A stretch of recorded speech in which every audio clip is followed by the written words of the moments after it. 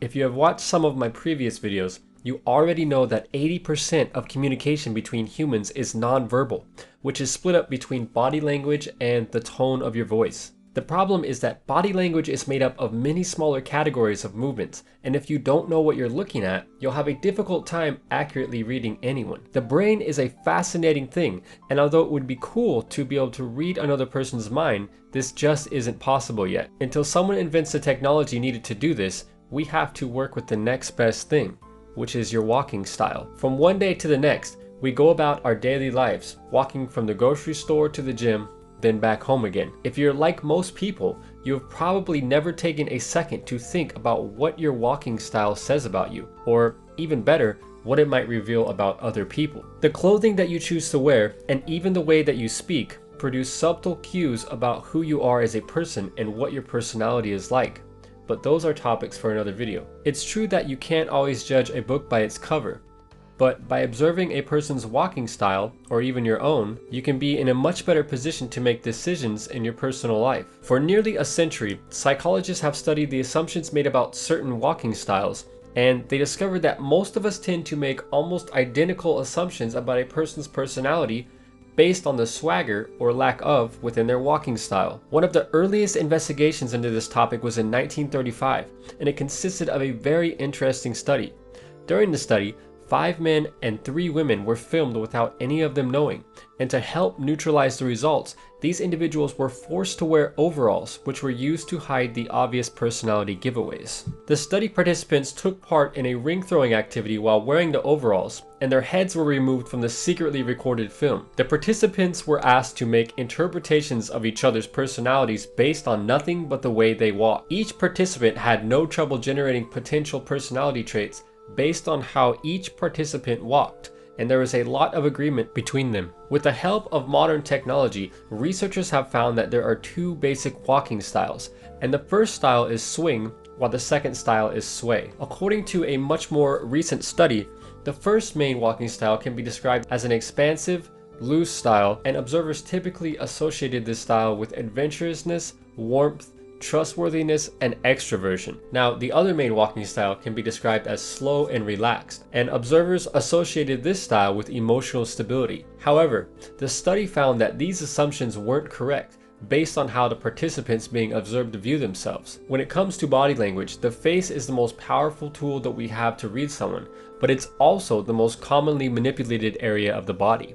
It is important to realize that a person's walking style can give away some of their personality, but it can also indicate that person's specific mood at the time. With even a little bit of knowledge about psychology, you can use the eyes that you've always used, but to see things that you would have never noticed before. When a person is feeling happy, they're much more likely to walk faster, and you'll notice more energy in their movements. If you're feeling courageous and confident, you'll walk with wider steps, and you're much more likely to walk ahead of any friends that you're with. Another interesting piece of information: people who are persistent tend to take heavier footsteps, and not because they're overweight, but because they're very persistent in life. When a person walks slowly and tends to drag their feet behind them, it could indicate that they lack energy or feel depressed and uncertain. We've all seen women who put on the catwalk when walking down the runway, and although this walking style looks very similar to how a real cat would walk, when displayed by a person, it tends to signal, "Look at me," and this style of walking isn't uncommon among men. With that said,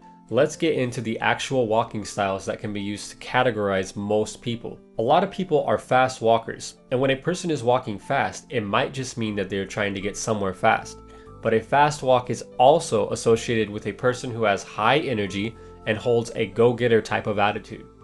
Fast walkers also tend to be labeled as people who are courageous and confident, and they prefer to live a no-hassle lifestyle.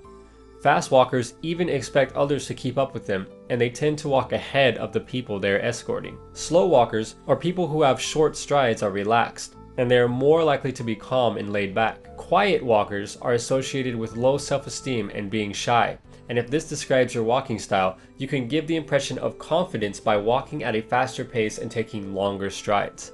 Now that you know some of the common walking styles and what they might say about a person's personality, or even about your own, you should know how to walk like you're going to take over the world.